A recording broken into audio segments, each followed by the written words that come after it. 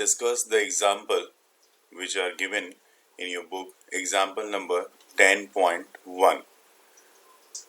A convex mirror used for rear view on an automobile has a radius of curvature 3 meter. If a bus is located at 5 meter from this mirror, find the position, nature and size of the image. इस question में जैसे कि आप देख सकते हो, ये radius of curvature है जो 3 मीटर का है। ये रेडियस ऑफ कर्वेचर है, यहाँ पे पहला वाला दिया हुआ है। इसको कैपिटल आर से रिप्रेजेंट किया है और मैंने बोला था जैसे ये आपका मिरर है, तो इस मिरर में ये दो पार्ट में इसको डिवाइड किया गया है। ये राइट पोर्शन है इस मिरर का और इस तरफ जो है वो लेफ्ट पोर्शन है, ठीक है। और ये पोल है, यहाँ पे पोल को आप एज ए ओरिजिन अगर कंसिडर करते हो तो राइट साइड में जो भी चीज़ें आएगी आपकी वो सब कुछ पॉजिटिव होगा, तो और लेफ्ट साइड में जो भी चीज़ें होंगी वो सब क्या होगा, निगेटिव होगा। तो आपके पास रेडियस ऑफ कर्वेचर की तरह, तो ये जो मिरर है इसका सेंटर किधर होगा, इस तरफ होगा, क्योंकि ये इस स्फेरिकल, इस तरफ के स्फेरिकल पोर्शन का एक पार्ट है, तो इसका रेडियस ऑफ कर्वेचर होगा पॉजिटिव, इसलिए यहाँ पे रेडियस ऑफ कर्वेचर इसका पॉजिटिव लिया हुआ है। ऑब्जेक्ट हमेशा एनी टाइम ऑब्जेक्ट की जो डिस्टेंस होगी ना, यहाँ पे अगर आपने ऑब्जेक्ट डिस्टेंस लिया है, ये ऑब्जेक्ट है, ओ से रिप्रेजेंट कर दिया, तो ऑब्जेक्ट डिस्टेंस हमेशा निगेटिव में होता है और उसको यू से रिप्रेजेंट करते हैं। तो ऑब्जेक्ट डिस्टेंस चाहे वो कॉन्केव हो चाहे कॉन्वेक्स हो, हमेशा वो यू से रिप्रेजेंट होगा। और यू जो है आपका, जैसा कि बताया गया है, इफ अ बस is located at 5 centimetre from this mirror, तो इस मिरर से यू जो है 5 सेंटीमीटर पे रखा हुआ है, तो यहाँ पे ये आपका 5 सेंटीमीटर है, ठीक है। अब इमेज डिस्टेंस आपको चाहिए कि इमेज कहाँ पे बनेगी इसकी, तो वी चाहिए आपको, क्वेश्चन मार्क लगा हुआ, और height of the image, image की, उस इमेज की हाइट क्या होगी वो भी आपको बताना है। तो देखिए आपको सबसे पहले गिवन दो चीज़ गिवन है, आर और यू। तो अगर आप मिरर फार्मूला भी अप्लाई करते हो यहाँ पे, जैसे ये मिरर फार्मूला है आपका 1/v + 1/u = 1/f, ये क्या है, ये आपका मिरर फार्मूला है। तो मिरर फार्मूला में भी अगर आप कुछ अप्लाई करना चाहोगे तो उसमें सबसे पहले आपको क्या चाहिए, है ना, उसमें क्या चाहिए आपको, उसमें तो कम से कम आपको 2 टर्म्स तो चाहिए होंगे ना।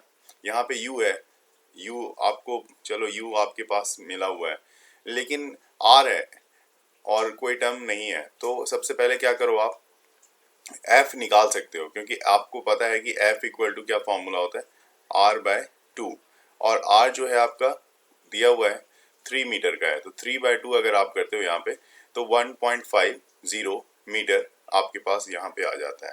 तो अब आपके पास u भी आ गया और f भी आ गया, तो 1/v = यहाँ पे देख सकते हो आप, यहाँ से जो फॉर्मूला शुरू हुआ है 1/v = 1/f ये है, और 1/u को अगर आप दूसरी तरफ लेके जाते हो राइट साइड में, तो ये हो जाएगा, यहाँ पे प्लस में था तो इस तरफ माइनस में हो जाएगा, यहाँ पर आप देखो ये माइनस में दिया हुआ है।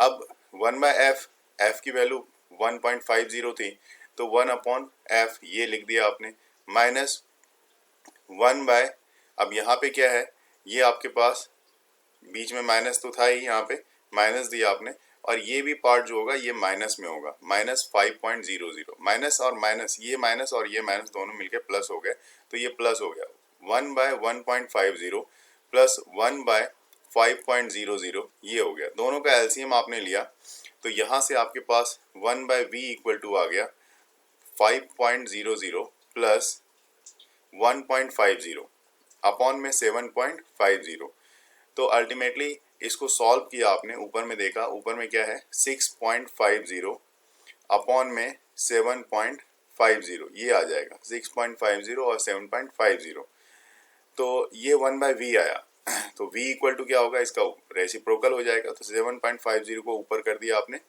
नोमिनेटर में और डिनोमिनेटर में 6.50, डिवाइड करके देखा आपने 1.15 मीटर की यहाँ पे आपके पास वैल्यू आ गई।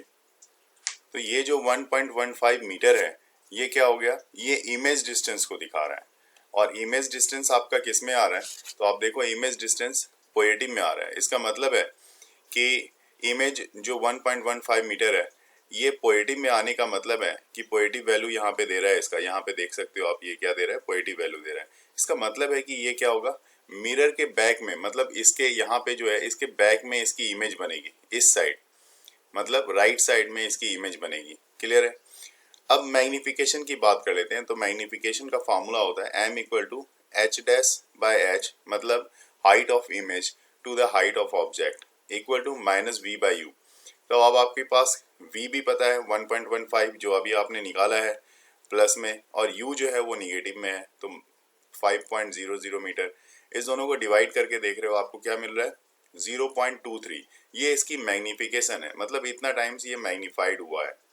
The image is virtual, virtual इसलिए क्योंकि देखो आप एक तो जो चीजें हैं ये क्या बन रहा है, मिरर के बैक साइड में बन रहा है। तो ये वर्चुअल वो होता है जो कि स्क्रीन पे जिसको आप ऑब्टेन नहीं कर सकते हो, और जो वर्चुअल होगा तो वो इरेक्ट होगा। मतलब इरेक्ट करने का मतलब इसकी इमेज ऊपर की तरफ बनेगी। किधर बनेगी, इसके ऊपर की तरफ बनेगी। And smaller in size by factor, और जो ऑब्जेक्ट है ऑब्जेक्ट से कितना छोटा होगा, तो 0.23 टाइम्स जो है ये छोटा होगा। तो इस तरह से यहाँ पे हम सब चीज़ों को समझ सकते हैं कि किसके किसके लिए बात की गई। तो यहाँ पे मैं आपको ये जो डायग्राम है इसके पॉइंट ऑफ व्यू से भी मैं समझाना चाहूँगा आपको कि ये जो है यहाँ पे जो आपने ऑब्जेक्ट लिया है 5 मीटर पे, तो 5 मीटर पे आप दिखा दो कि ये 5 मीटर पे आपने लिया है। तो ये जो रे आ रही है इस तरह से आप समझो कि इससे पहले भी ऊपर में मैंने अभी डिस्कस किया था, ये जो रे आ रही है वो एक तो ऐसी जाएगी, ठीक है, और दूसरी जो है जैसा कि मैं आपको दिखाना भी चाहूँगा ऊपर में, इससे पहले जो हमने सेलेक्ट किया था उसको मैं एक बार दिखा देता हूँ आपको। यहाँ पे आप देख सकते हो जैसे कि ये ऑब्जेक्ट है, यहाँ पे मैंने दिखाया था आपको ये ऑब्जेक्ट है, तो इससे जो रे आ रही है वो यहाँ पे बन रही है। एक रे देखो आप यहाँ पे इंसिडेंट हो रही है या फोकस से होके जा रही है, और यहाँ पे छोटा सा और इरेक्ट इमेज बन रहा है कॉन्वेक्स में छोटा।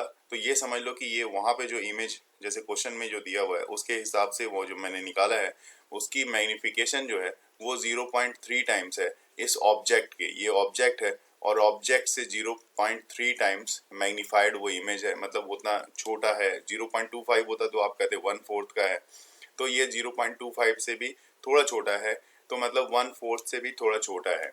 तो ये इस तरह से मैग्निफाइड है। साइज आप देख सकते हो, एक तो जिस तरह से ये क्या है, ये प्रिंसिपल एक्सिस के ऊपर है, तो ये भी इरेक्ट है, प्रिंसिपल एक्सिस के ऊपर ही है। तो कॉन्वेक्स में दोनों ही केस में, चाहे ये पहला केस हो या दूसरा केस हो, दोनों ही केस में वर्चुअल इमेज ही बनती है। तो वर्चुअल इमेज की ही बात हो रही है यहाँ पे, ठीक है। इरेक्ट है, वर्चुअल है, 0.3 टाइम्स मैग्निफाइड है, ये सारी चीज़ों को ऑलरेडी हमने पहले से ही डिस्कस कर लिया था। तो ये सारी चीज़ें यहाँ पे उसी के फेवर में है। जैसे इस तरह से हमारा क्वेश्चन 10.1 वो हमारा कंप्लीट हो गया। आइए अब क्वेश्चन 10.2 के बारे में डिस्कस करते हैं। ये जो एग्जाम्पल है एनसीईआरटी का 10.2 का, इसमें कॉनकेव मिरर की बात की गई। इससे पहले जैसे कि 10.1 में मैंने कॉन्वेक्स मिरर की बात की थी, लेकिन यहाँ पे 10.2 में कॉनकेव मिरर की बात की हुई है। An object 4 centimetre in size, object की साइज दी हुई है, मतलब h दिया हुआ है। तो आप देखो यहाँ पे h लिखा है, ऑब्जेक्ट साइज 4 सेंटीमीटर, पहला वाला लिख दिया। Is placed at 25 centimetre in front of concave mirror. तो ये u है, ऑब्जेक्ट की डिस्टेंस है। तो ऑब्जेक्ट डिस्टेंस जैसे कि मैंने पहले भी बताया था वो कहाँ पे होता है, वो होता है ऑब्जेक्ट डिस्टेंस हमेशा निगेटिव में होता है, क्योंकि वो हमेशा फ्रंट ऑफ मिरर होता है। तो ये माइनस में हो गया, -25 centimetre. Mirror of focal length, इसकी फोकल लेंथ भी मतलब f भी दी हुई है, फोकल लेंथ हो गया। कॉनकेव का फोकल लेंथ भी निगेटिव होता है, जैसे कॉन्वेक्स का हमने देखा था पॉजिटिव होता है, वो राइट साइड में बनता है। कॉनकेव का जो होता है वो निगेटिव होता है, वो लेफ्ट साइड में बनता है, right. At what distance from the mirror should a screen be placed in order to obtain a sharp image. किस डिस्टेंस पे, मतलब आप मिरर जो है what distance from the mirror should screen be placed, screen को किस distance पे place करोगे ताकि उसकी एक शार्प इमेज स्क्रीन पे हमें मिले। तो इमेज, हमें इमेज डिस्टेंस मांगा जा रहा है, v मांगा जा रहा है। Find the nature and size of the image, उसकी नेचर और साइज भी पूछी गई है। तो यहाँ पे इन सारी चीज़ों को हमें डिस्कस करना है, बहुत ही काम हो के बहुत ही पीसफुली आपको सब चीज़ों के बारे में समझना होगा। जैसे कि आप निगेटिव और पॉजिटिव के बारे में मैंने पहले ही बोला है, क्या निगेटिव है क्या पॉजिटिव है ये डिसाइडेबल होना चाहिए, दिमाग में सेट होना चाहिए। उसके बाद ही आप क्वेश्चन को ईजिली सॉल्व कर सकते हो। ठीक है, सबसे पहले आपने क्या किया, यहाँ पे मिरर फॉर्मूला लगाया, 1/v + 1/u = 1/f। आपके पास क्या क्या गिवन है, u गिवन है, f गिवन है, देखो जरा u गिवन है और f गिवन है, तो u और f यहाँ पे आप अप्लाई कर सकते हो। देखो अब 1/v = कितना हो जाएगा, यहाँ से 1/v = फॉर्मूला हो गया 1/f, और ये जब राइट साइड में लाओगे तो ये जो प्लस में है ये माइनस में आ जाएगा, तो -1/u। तो 1/f फोकल लेंथ जो होती है कॉनकेव मिरर की क्या होती है, निगेटिव में, तो -15.0 लिख दिया आपने, ये हो गया। बीच में माइनस है तो ये माइनस भी दे दिया आपने, ये माइनस है। ठीक है, उसके बाद अपॉन में 1/u कितना है, तो u -25, तो -25 लिख दिया। अब ये माइनस, यहाँ पे देखो ये माइनस है और ये भी माइनस है, माइनस माइनस क्या हो जाएगा, तो प्लस हो जाएगा। तो वो वहाँ पे आपका ऑटोमेटिकली वहाँ पे क्या हो गया, प्लस आपने यहाँ पे दिखा दिया कि ये भाई प्लस हो गया, यहाँ पे आपने प्लस दिखा दिया। अब प्लस दिखा दिया, अब इसको आप सॉल्व करना है सिर्फ, तो ठीक है।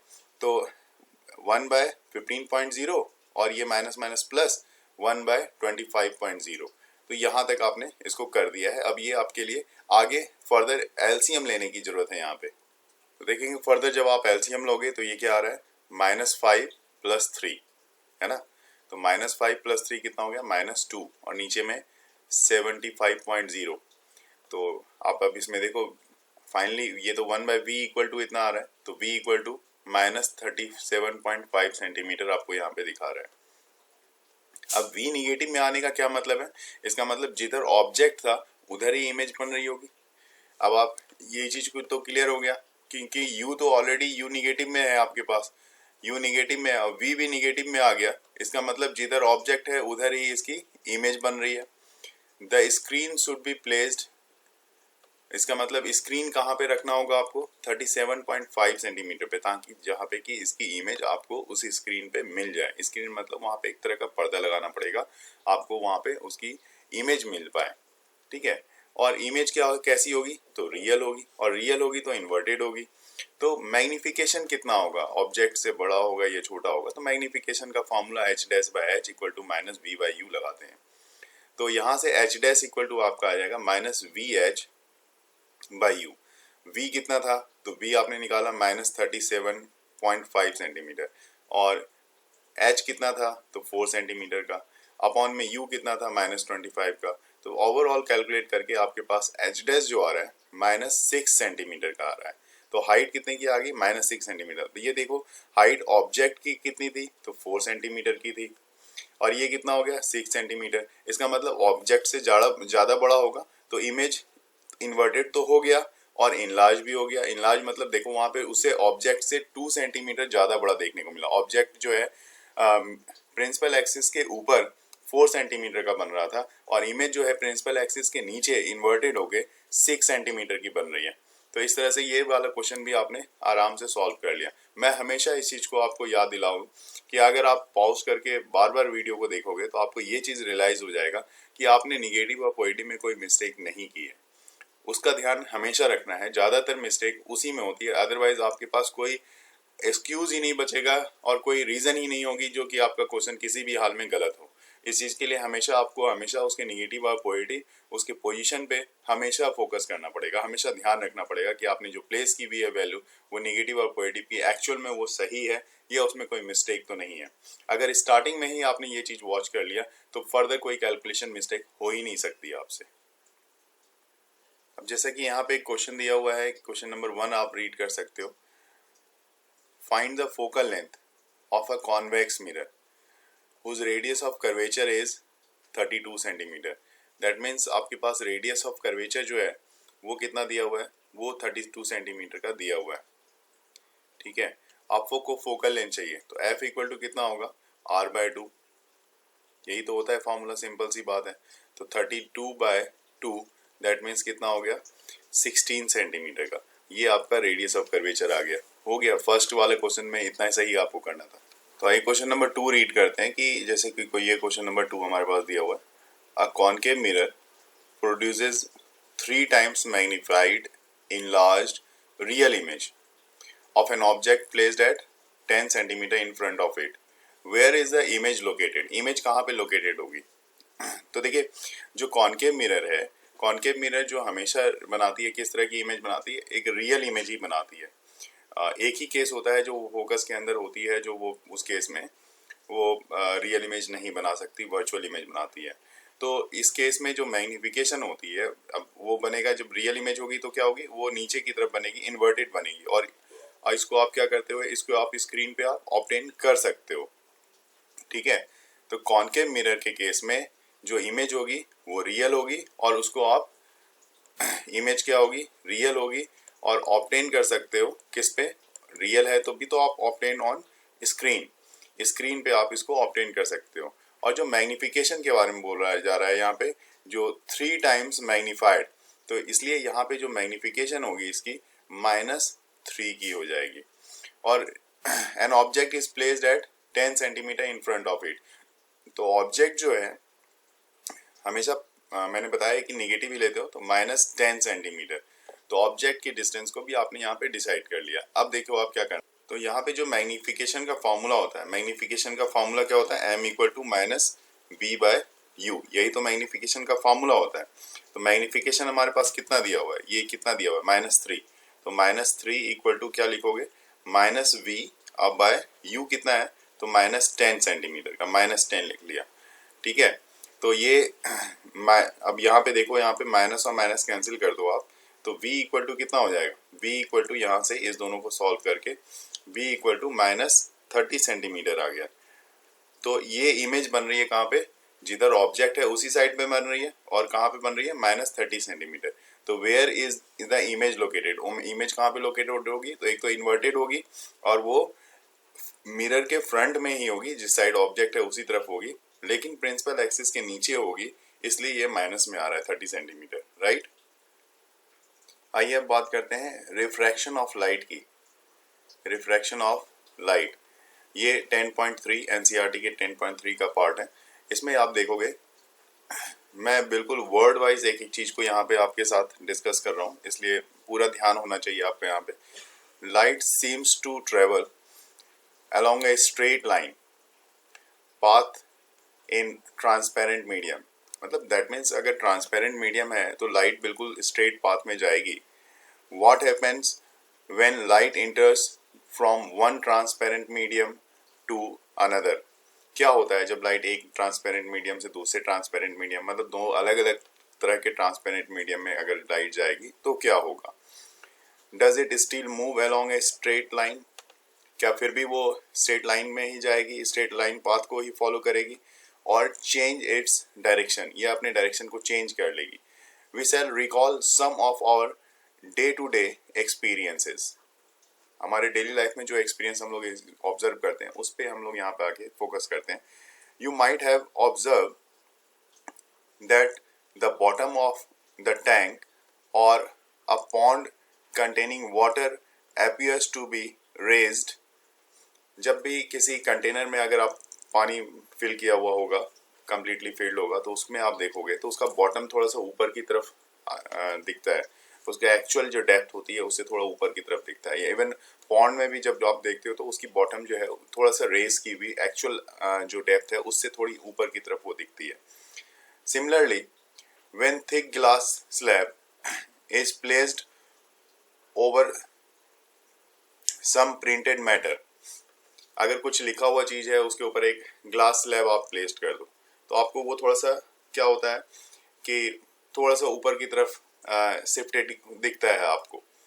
द लेटर अपीयर्स रेज्ड, है ना, when viewed from the glass slab. Normal आप पेपर पे कुछ लिखा हुआ है, आप देख रहे हो उस पर क्या लिखा हुआ है, क्या उसकी मतलब साइज है, उसके ऊपर आप ग्लास स्लैब प्लेस्ड कर दो। ग्लास स्लैब जैसे ही आप प्लेस्ड करोगे तो क्या दिखेगा आपको कि वो जो वर्ड है वो थोड़ा सा बड़ा हो गया और थोड़ा सा ऊपर की तरफ शिफ्ट किया हुआ आपको ऐसा फील होता है। Why does it happen? ऐसा क्यों फील होता है भाई, देखते हैं। Have you seen a pencil partly immersed in water in a glass tumbler? अब कभी आपने ऐसा ऑब्जर्व किया है, पेंसिल को आप घर में देखो आप ऐसा करके, कि पेंसिल एक ग्लास में पानी ले लो और ग्लास में पानी, कांच की गिलास में लेना क्योंकि स्टील के गिलास में फिर ट्रांसपेरेंसी दिखेगी नहीं उसमें क्लियर। तो कांच की गिलास में आपने पानी ले लिया और उसमें पेंसिल डुबाओ, तो पेंसिल डुबाओगे तो क्या लगेगा कि वहां पे जो पेंसिल जो बिल्कुल सीधी दिख रही थी आगे जाके थोड़ी सी डेविएट होती हुई दिखेगी उसकी पाथ को। It appears to be displaced at the interference at the interface of air and water. जो वो पोर्शन जहाँ पे कि एयर है जब तक, और उसके बाद एयर के बाद जो वाटर है, दोनों के पाथ में जो है कुछ चेंजेस आपको दिखेगा। You might have observe that a lemon kept in water in a glass tumbler appears to bigger than its actual size। ये तो मैं बहुत बार देखता था, आपको भी मैं याद दिला दूं, घर में भी अगर आप किसी कांच की गिलास में, शीशे की गिलास में आप उसमें कुछ लेमन पानी डाल के अगर लेमन डाल दो तो बाहर से जो उसकी एक्चुअल साइज है उससे थोड़ी वो बड़ी दिख जाती है। और मुझे ये, मैं आपको याद दिलाऊं, ज़्यादातर मुझे नॉर्मली देखने को मिलता है जो वो होते हैं ना नींबू पानी पिलाने वाले, तो गिलास में नींबू डाल के पहले से रखते हैं, तो वहाँ पे भी आपको देखने को मिलेगा। When viewed from the sides, अगर साइड से अगर देखोगे, how can you account for such experiences को कैसे आप देखते हो, ये पूछा गया है। तो let us consider the case of apparent displacement of the pencil, partly immersed in water, the light reaching you from the portion of the pencil inside water seems to come from the different direction compared to the part above the water. This makes the pencil appears to be displaced at the interface. For a smaller reason, for similar reasons, the latter appears to raise when seen from the glass slab placed over it. जब glass slab को भी इसी तरह से जब आप word पे place करते हो तो सेम रीजन होता है। अब देखिए क्या रीजन बताया इन्होंने, ये मैं फिर से आपको बता देता हूँ कि क्या होता है कि the light reaching you from the portion of the pencil inside the water, एक तो वाटर के अंदर का जो पेंसिल का पोर्शन है वो लाइट जो आपकी आंखों पे आ रही है, seems to come from different direction, एक अलग डायरेक्शन से आती हुई दिखती है, compare to the part of above the water, और जो वाटर के ऊपर है मतलब एयर में जो है उससे कंपेयर में थोड़ा अलग दिखती है। This makes the pencil appears to displace, इसी कारण से दो अलग अलग मीडियम से चूंकि लाइट आ रही है, इसी कारण से पेंसिल जो है अपने एक्चुअल पोजीशन से थोड़ा डिस्प्लेस हुआ हुआ दिखता है।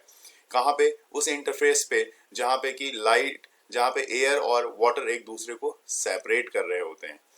फॉर सिमिलर रीजन, ये सेम रीजन होता है वो उसके साथ भी, जो कि आप ग्लास स्लैब किसी लेटर के ऊपर रखा जाता है तो उसमें भी सेम रीजन होता है। तो उस चीज़ को भी मैं आपको दिखाना चाहूँगा एक बार, एक चीज़ एक डायग्राम में मैं कोशिश करता हूँ दिखाने की। देखिए यहाँ पे आप देख सकते हो कि ये जो पेंसिल आपने ली हुई है, पेंसिल में ये जो सेपरेटिंग मीडियम है, यहाँ पे वाटर, ऊपर एयर है और ये वाटर है, इस दोनों की जो सेपरेटिंग मीडियम है, एयर और वाटर के बीच की जो सेपरेटिंग मीडियम है, यहाँ पे अलग अलग डायरेक्शन में पेंसिल जो है आपको दिख रहा है। इस जगह पे आप देखो, यहाँ पे आपका इसका अलग अलग इंटरफेस जो है, इसमें जो लाइट आ रही है ये वाटर से होके पास होके आपके आई तक आ रही है और इसमें एयर से आके पास होके आ रही है। तो दोनों में आपको यहाँ पे फर्क दिख रहा होगा और यही सेम चीज़ आप ऑब्जर्व भी करते हो। जब घर में भी आप ये एक्सपेरिमेंट करोगे तो ये सेम चीज़ आप वहाँ पे भी ऑब्जर्व करोगे। चलिए मैं अगले पैराग्राफ को आपके लिए रीड कर देता हूँ। Does a pencil appears to be displaced to the same extent instead of water? We use liquid like kerosene or turpentine. Will the latter appears to rise to the same height if we place a glass slab with a transparent plastic slab? Glass slab की जगह plastic slab दे दो तो क्या same height से वो raise किया वो letter दिखेगा? You will find that the extent of effect is different for the different pairs of media. These observations indicates that light does not travel in the same direction in all media. मतलब light हर medium में एक ही direction में travel नहीं करती है, वो अपनी direction को चेंज भी करती है। It appears that when traveling obliquely from one medium to another medium, ठीक है, और वो हल्की सी ऑब्लिकली दिखती है। आप जब थोड़ा सा स्लैंटली देखोगे तो उसकी डायरेक्शन चेंज हो जाती है। The direction of propagation of light in the second medium changes, this phenomena is known as refraction. अब ये जो फिनोमेना है जो एक मीडियम से दूसरे मीडियम में लाइट के जाने के बाद उसके पाथ में, उस जो लाइट का पाथ है उसमें चेंजेस आती है, उसको आप क्या बोलते हो? उस फेनोमेना को हम लोग बोलते हैं refraction of light. Let us understand this phenomenon further by doing a few activities. कुछ और भी एक्टिविटीज है, जैसे कि यहाँ पे 10.7 देखते हैं। Place a coin at the bottom of a bucket filled with water. पहले पानी में क्वाइन, आप एक बकेट ले लो, उसमें क्वाइन डाल दो और उसको पानी से पूरी तरह से फिल कर दो। With your eye to a side above the water, try to pick up the coin in one go. Did you succeed in the picking up the coin?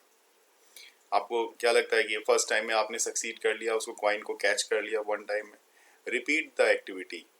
Why did you not succeed in doing in the one go? First attempt में हो सकता है कि आपने उसको catch ना कर पाए हो, तो ask your friend to do this.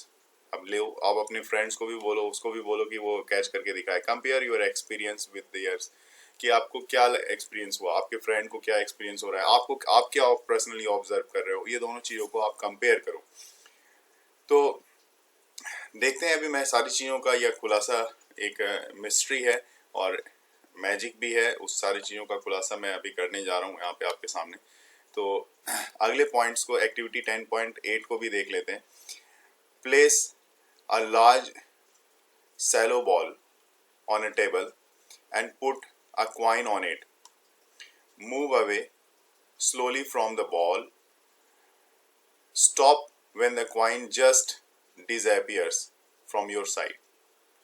अब बॉल जो है, उस बॉल को आप यूज करो, टेबल पे रख लो, उसको थोड़ा सा कभी नजदीक लाओ, कभी दूर लाओ, कॉइन रख के उसे ऑब्जर्व करो। आस्क अ फ्रेंड और water gently into the ball. उसके बाद उसमें आप खुद से अपने फ्रेंड को बोलो कि उसमें जो है वो पानी डाल दे उस बॉल में, without disturbing the coin. Coin को टच नहीं करना है इस सिचुएशन में। Keep looking for the coin from your position. अब जहाँ पे उसी पोजीशन से आप क्वाइन को देखते रहो। Does the coin becomes visible again from your position? क्या वो फिर से आप जहाँ से देख रहे हो वो विजिबल है? How could this happens? ये सब सारी चीजें जो आप ऑब्जर्व कर रहे हो, कैसे हो पा रहा है, ये इनको यहाँ पे हमें डिस्कस करना है। आपके साथ में इसी को डिस्कस करने के लिए मैं बैठा हूँ। चलिए, यहाँ पे नीचे में अब आपको कुछ चीजें और भी लिखी हुई हैं, उसके बारे में मैं बात कर लूँ। देखो, यहाँ पे सबसे पहले आपके पास लिखा है कि the coin becomes visible again on powering water into the ball. मतलब पानी अगर आप डाल रहे हो, तो जैसे कि आपने बताया, आपने अभी ऑब्जर्व किया था, ऊपर में स्टडी किया था हमने, कि अगर आपने पानी डाला तो वो क्या लगेगा, वो क्वाइन जो है बॉल के थोड़ा ऊपर की तरफ शिफ्ट किया हुआ लगता है। तो the coin becomes visible again, वहां पे क्वाइन क्या होता है, फिर से विजिबल हो जाता है। On pouring the water into the bowl, the coin appears slightly raised above its actual position due to the refraction of light. Light के रिफ्रैक्शन के कारण। और रिफ्रैक्शन क्या होता है, जब एक मीडियम से दूसरे मीडियम में लाइट जाती है, मतलब रेयर से डेंसर में, यहाँ पे आप देख लो तो रेयर से डेंसर में जाती है, तो वो अपने से थोड़ा ऊपर की तरफ शिफ्ट की हुई दिखती हुई है। अब आते हैं एक्टिविटी 10.9 में। Draw a thick straight line in ink over a sheet of white paper placed on a table.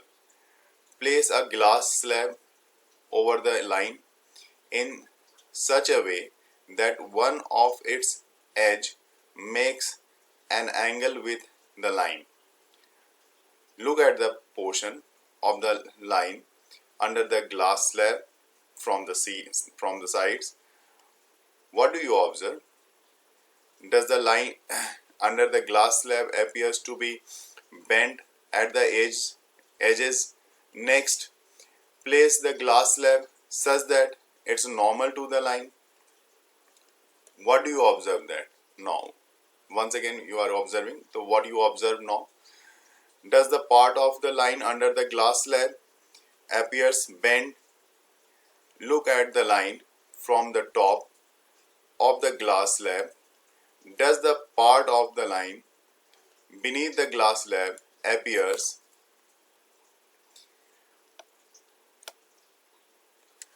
to be raised? Why does this happens? अब सारी चीज़ों के साथ यहाँ पे बोल रहा है कि आप ग्लास स्लैब पे एक लाइन ड्रॉ कर रहे हो और ग्लास स्लैब को उसके ऊपर रख रहे हो। जैसा कि मैं आपको नीचे दिखाना चाहूँगा, यहाँ पे जो भी चीज़ें हो रही हैं, जो फिनोमेना हो रही है, उसके बारे में यहाँ दिखाना चाहूँगा। एक इमेज भी है और ग्लास स्लैब की जितनी भी चीज़ें हैं यहाँ पे आपको पहले तो आपको एज ए एक्टिविटी परफॉर्म करनी पड़ेगी, उसके बाद आपके सारे सवालों के जवाब भी यहाँ पे मिलेंगे। जैसा कि हम लोग देख रहे हैं 10.3.1 में refraction through a rectangular glass slab. यहाँ पे जब मैं इसके बारे में आपको बताऊंगा तो आपको सारे जवाब यहाँ से क्लियर हो जाएंगे। To understand the phenomenon of refraction of light through the glass slab, let us do an activity। अब मैं आपको यहाँ पे जो बुक में आपकी एक्टिविटी है वो मैं आपको करके दिखाऊंगा। ये क्योंकि मैं सारी चीज़ों को यहाँ पे अगर डायरेक्टली बोल दूँ कि ये ऐसा होता है, ये ऐसा होता है, तो बुक में जो सारी चीज़ें हैं वो एक एक करके पार्ट वाइज, तभी तो बुक लेके आया हूँ ना आपके पास कि आपको एक एक पार्ट को आपको यहाँ पे उसको रीड करके मैं बताता चला जाऊंगा और सारे आंसर्स को मैं डिस्कस करता जाऊंगा। थोड़ा सा पेशेंस रखने आप। Now we are going to discuss your activity which are given in your book. Activity number 10.10। First, fix a sheet of white paper on a drawing board using drawing pins। Sheet paper पे आप fix कर लो और क्या क्या लेना है, white board और drawing board, और उसमें ड्राइंग पिन्स भी लेनी है आपको। Second part, place a rectangular glass slab over the seat in the middle. Third, draw the outline of the slab with a pencil। Let us name the outline as A, B, C, D, whatever the name you are going to place। जो जैसे just like you are drawing, as you are placing this slab and put the naming of each corner E, A, B, C, D like this। Fourth, take 4 identical pins। Fifth, fix 2 pins, say E and F, vertically such that the line joining the pins is inclined to the edge of AB। This is AB, and put the pin inclined, any one pin just inclined to AB। Look for this image of the pins E and F through the opposite edge। Fix 2 other pins, say G and H, such that these pins and the images of E and F lie on the straight line। Remove the pins and the slab। Join the position of the tip of the pins E and F and produce the line up to AB। Let EF and AB at O। Similarly, join the position of tip of the pins G and H and produce it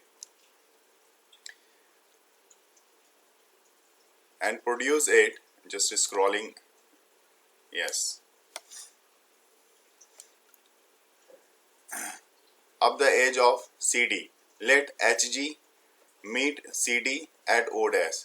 Join O and O dash, also produce EF up to P as shown by the dotted line in figure 10.10। अभी मैंने इसलिए यहाँ पे draw नहीं किया क्योंकि ये सारी एक्टिविटी मैं अभी जैसे ही ऑलरेडी फिगर में हमारे पास 10.10 में गिवन है तो उससे ही मैं डायरेक्ट यहाँ पे आ जाऊँगा, इसलिए मैंने अभी कोई ड्राइंग नहीं की है। तो इसके अकॉर्डिंग आप नीचे आप देख सकते हो एक्टिविटी में परफॉर्मेंस क्या की गई है, उसकी बारे में बात करते हैं। तो ये देखिए,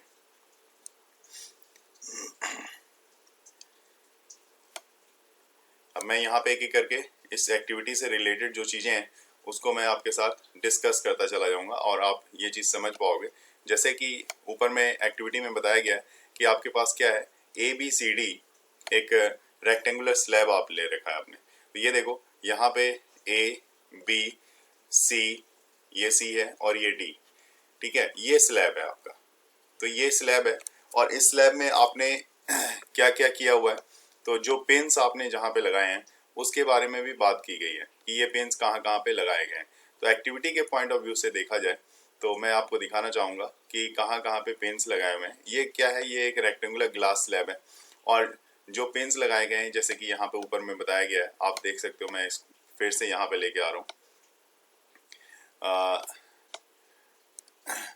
यहाँ पे आपके पास इस चीज को डिस्कस किया गया है। फिक्स टू पिन्स से E एंड F, ठीक है, vertically such that the line joining the pins incline to the edge AB के इंक्लाइन में है। तो आप देखो यहाँ पे 10.10 ही देखना है हमें डायग्राम। तो मैं फिर से ऊपर स्क्रॉल करके दिखा रहा हूँ। देखो आप, ये डायग्राम है और अभी ऊपर में आपने यहाँ पे क्या देखा, कहाँ पे E और F पिन फिक्स किए हुए हैं। तो AB के डायगोनली आप देखोगे AB, तो यहाँ से आप देखो, आपको यहाँ पे डायग्राम में दिख रहा है ये पॉइंट E है। यहाँ पे एक पिन लेना है आपको, एक पिन यहाँ पे, और ये पॉइंट F है। दो पिन यहाँ पे लेने हैं जो कि AB, ये जो सरफेस है ये AB, इससे कुछ इंक्लाइन करके, इंक्लाइन होते हुए ये पिन लेना है आपको, ठीक है। ये बताया गया है कि वहां से इंक्लाइन होता हुआ जो सरफेस से AB सरफेस है उससे इंक्लाइन होते हुए दो पिन आपने यहाँ पे ले लिया है। उसके बाद नेक्स्ट में देखो आपको क्या बता रहा है ये। नेक्स्ट में आपके पास बोला गया है, आप देख सकते हो, look at the image of the pins E and F। E और F की जो इमेज है वो आप देखो थ्रू द अपोजिट एज से देखनी है। Fix two other pins G and H। उसके बाद दूसरी साइड से देख के वहां पे दो पिन आप लगा दो G और H, such that these pins and the image E and F lies in a straight line, ताकि ये बिल्कुल स्ट्रेट लाइन में दिखे। तो ये एक्टिविटी आप कर सकते हो। देखो मैं आपको यहाँ पे दिखाता हूँ। दो पिन तो ऑलरेडी आपने ले लिया था EF, और आपको देखना कहाँ से है, तो आप अब दूसरी साइड से देखोगे। AB ये साइड है, AB साइड ये वाला है, इसके अपोजिट साइड से मतलब CD तरफ से आप यहाँ से देखोगे। यहाँ से आप वॉच करोगे, ठीक है, यहाँ पे अपने आई को प्लेस करोगे और इस दो पिन को, जो ऊपर में दो पिन है, जो E और F दो पिन आपने देखा है, ठीक है, और उस दोनों पिन को यहाँ से आपको देखना है, राइट। तो इधर से आप देखना शुरू करोगे उस दोनों पिन को, E को और F को, और देख के इसके साथ में यहाँ पे दो पिन आप प्लेस करोगे ताकि ये बिल्कुल आपको वहाँ पे स्ट्रेट दिखाई दे। तो G और H को आपने प्लेस कर दिया, दो पिन को आपने प्लेस कर दिया, ठीक है, G और H को आपने प्लेस कर दिया। इस पॉइंट पे आप नॉर्मल ड्रॉ कर दो, एक नॉर्मल ड्रॉ कर दिया आपने, और यहाँ पे एंगल ऑफ इंसिडेंस I1 दिखा दिया, इस तरफ R1 दिखा दिया। उसी तरह से यहाँ पे एंगल ऑफ इंसिडेंट इस सरफेस के लिए I2 दिखा दिया, और इससे बाहर निकलता हुआ ये R2 दिखा दिया। और इन केस अगर यहाँ पे ये स्लैब नहीं होता तो रे जो है, ये डॉटेड लाइन जो आप देख रहे हो, तो रे इस तरह से चली जाती और P पे चली जाती रे। लेकिन अब जो रे आ रही है आपकी थोड़ी सी शिफ्ट होके, यहाँ से देख सकते हो आप कितने से शिफ्ट हो गई है, तो यहाँ से O डैश L यहाँ तक शिफ्ट हो चुकी है रे। तो ये चीज को हमने यहाँ पे देखा है, और इसी चीज के बारे में ऊपर भी हमें बताया गया है। तो जब आप ऊपर देख रहे हो यहाँ पे, ठीक है, उसके बाद ये सारी चीजों को कह रहा है कि GH आपने सिलेक्ट कर दिया, रिमूव द पिन्स, उसके पिन को हटा लो, join the position of the tip, E और F को आपने ज्वाइन किया है, वहां पे वो सारी चीजों को आपने परफॉर्म कर दिया है, ठीक है।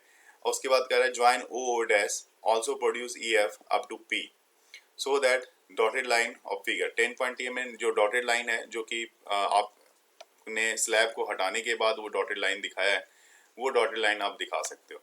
अब मैं जो एक्टिविटी बुक में लिखी हुई है मैं उसको सिर्फ रीड कर देता हूँ, क्योंकि ऑलरेडी सारी चीज़ों को यहाँ पे मैंने आपके सामने रीड कर दिया है। तो in this activity you will note that the light ray has changed its direction at point O to O dash. O से कहाँ पे चला गया, O से O डैश पे चला गया है ये।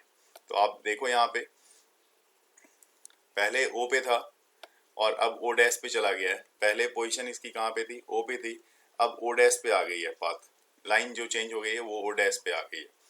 नेक्स्ट में आप देखो उसके बाद ये क्या कह रहा है, next note that both the points O and O dash lie on the surfaces separating two transparent media। दो ट्रांसपेरेंट मीडिया को वो सेपरेट कर रहा है। एक तो मतलब ऊपर एयर है, ठीक है, नीचे यहाँ पे ग्लास है, फिर ग्लास से एयर में जा रहा है, उसको सेपरेट कर रहा है। Draw a perpendicular line, perpendicular N and dash to A B.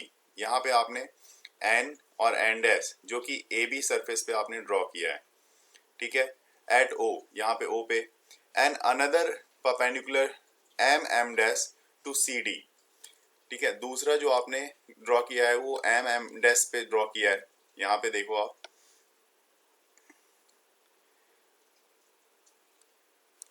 ये है आपका एम, यहाँ पे एम और एम डैश, ये ड्रॉ किया है आपने, और ये ड्रॉ परपेंडिकुलर ड्रॉ किया है किस पे, आपने सी डी पे ड्रॉ किया है, तो इसलिए यहाँ पे ये सी डी पे है।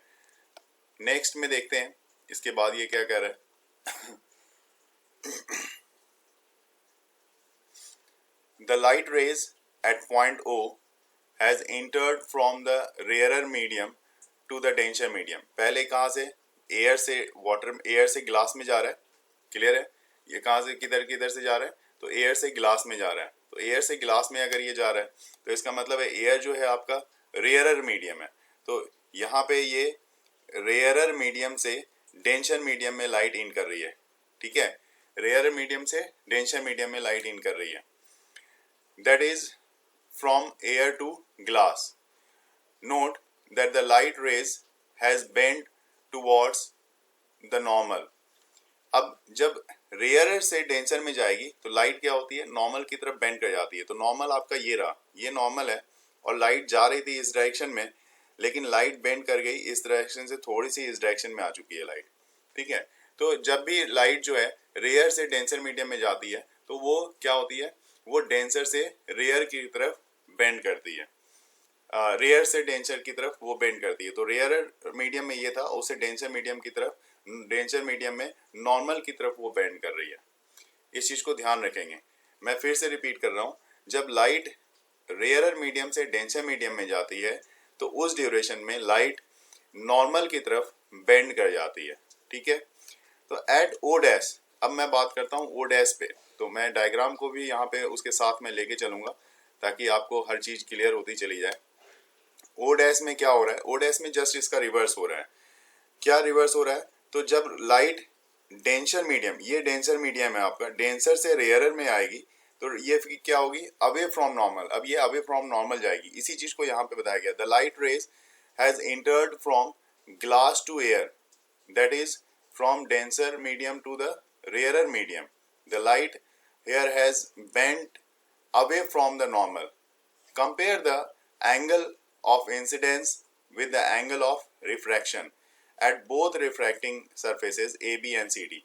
अब ये कह रहा है कि दोनों एंगल ऑफ इंसिडेंट और एंगल ऑफ यहाँ पे जो कह रहा है एंगल ऑफ इंसिडेंस, ये वाली पार्ट जो है एंगल ऑफ इंसिडेंस, और एंगल ऑफ रिफ्रैक्शन, दोनों को आप कंपेयर कर लो। किस, दोनों ए बी और सी डी सरफेस पे है, ए बी सरफेस ये रहा और सी डी सरफेस यहाँ पे है।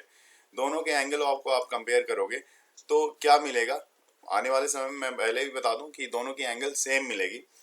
फिगर 10.10 में E O is the incident ray. देखिए यहाँ पे ये रे जो आ रही है यहाँ पे, ये इंसिडेंट रे है, यहाँ पे I1 से इंसिडेंट एंगल बना के दिखाया है। O dash is the refracted ray. अब O से O डैश जो आया है ये रिफ्रैक्टेड रे है, मैं बता दूं ये इंसिडेंट रे है, यहाँ पे मैं लिख देता हूँ इंसिडेंट रे, और ये जो है आपका ये रिफ्रैक्टेड रे है, तो रिफ्रैक्टेड रे, ये दोनों रे यहाँ पे हमने दिखा दिया है, ठीक है। And O dash H is the emergent रे। O डैश, ये O डैश है, और O डैश H ये बाहर निकल रहा है ये रे, तो इसको आप क्या बोलोगे, ये इमर्जेंट रे है, बाहर निकलती हुई रे को इमर्जेंट रे बोलोगे, इमर्जेंट रे, ठीक है। You may observe that the emergent ray is parallel to the direction of the incident ray. अभी मैंने जैसे ही बताया कि जो ये जो इमर्जेंट रे है और ये जो इंसिडेंट रे है, इंसिडेंट रे ये वाली और इमर्जेंट रे ये वाली, दोनों ही क्या होगी, दोनों एक दूसरे के पैरेलल होगी। Why does it happen so? ऐसा क्यों होता है? The extent of bending of ray of light at the opposite parallel faces A B, जो कि एयर से ग्लास के लिए जा रहा है इंटरफेस पे, एंड सी डी, ये ग्लास से फिर से एयर की तरफ आ रहा है, of the rectangular glass slab is equal and opposite. This is why the ray emerges parallel to the incident ray. Clear है कि ये क्यों हो रहा है ऐसा? क्योंकि दोनों ही, आप एक ही मीडियम है, कोई अलग अलग 2-3 मीडियम हमने नहीं लिया है. तो ये जो भी मीडियम है उसमें आपने देखा है कि यहाँ पे इंसिडेंट रे और इमर्जेंट रे एक दूसरे के पैरेलल आपको दिख रहे हैं. तो उसके पीछे आप ये रीजन यहाँ पे आप दोगे. इसको मैं अंडरलाइन कर देता हूँ. देखो मैंने अच्छे से इसको डार्क लाइन से ओवरराइट करके अंडरलाइन कर दिया है. और ये क्वेश्चन हो सकता है आपसे आगे पूछा जाए, why does it happen so कि इंसिडेंट रे एंड रिफ्रैक्टेड रे दो बोथ आर पैरेलल्स. यहाँ पे लिखा हुआ है, you may observe that emergent ray, जो emergent ray is parallel to the direction of incident ray. Why? तो ये चीज आप इसके जगह पे आप ये आंसर यहाँ पे मेंशन कर सकते हो. However, the light rays is shifted sideways. ये देखो यहाँ पे ये जो क्या है, ये शिफ्टिंग हुई है. लाइट कितनी है? लाइट यहाँ पे शिफ्ट हुआ है, लाइट शिफ्टेड. एक एक चीज को यहाँ पे आप आराम से क्लियरली देख सकते हो. However, the light rays shifted sideward slightly. What happened when the light rays is incident normally to the interface of two media? Try and find out. क्या हुआ जिस समय की दो अलग अलग सेपरेटिंग मीडियम पे, मतलब रेयर से डेंसर में लाइट गई तब क्या हुआ, डेंसर से रेयर में गई तब क्या हुआ, ये सारी चीज़ों को हमें यहाँ पे समझना होगा. उसके बारे में ही हमें यहाँ पे स्टडी करनी है. तो लास्ट पैराग्राफ में आपके लिए यहाँ पे रीड कर रहा हूँ, ध्यान से देखना. Now you are familiar with the refraction of light. अब आपने चूंकि एग्जाम्पल देख लिया तो आप फैमिलियर हो चुके हो. Refraction is due to the change in the speed of light as enters from one transparent medium to the another. अब यहाँ पे ये बात भी ध्यान में आपको रखनी पड़ेगी, एक मीडियम से दूसरे मीडियम में जब लाइट जा रही है तो वहाँ पे लाइट की स्पीड में भी चेंजेस आ रहे हैं. Experiment shows that refraction of light occurs according to the certain laws. कुछ laws को ये फॉलो करता है. जैसे लॉ ऑफ रिफ्लेक्शन था, उसी तरह से यहाँ पे लॉ ऑफ रिफ्रैक्शन भी होता है, उस पर ये फॉलो करता है. उसको भी देखेंगे हम लोग. तो आइए लॉ ऑफ रिफ्रैक्शन को भी यहाँ पे डिस्कस कर लेते हैं. The following are the law of refraction of light. क्या है? First law, the incident ray, the refracted ray and the normal to the interface of two transparent media at the point of incidence all lie in the same plane. ठीक है. Second law क्या है? The ratio of the sine of the angle of incident to the sine angle of refraction is a constant. ये देखो यहाँ पे ये ratio है साइन एंगल का, इंसिडेंट का और रिफ्रैक्शन का. इसका ये दोनों की वैल्यू क्या है? कांस्टेंट है. For the light of the given colour and for the given pair of media. This law is also known as Snell's law of refraction. If I is the angle of incidence and R is the angle of refraction, then sin I by sin R equal to constant. This constant value is called the refractive index. इसी को refractive index से भी बोला जाता है.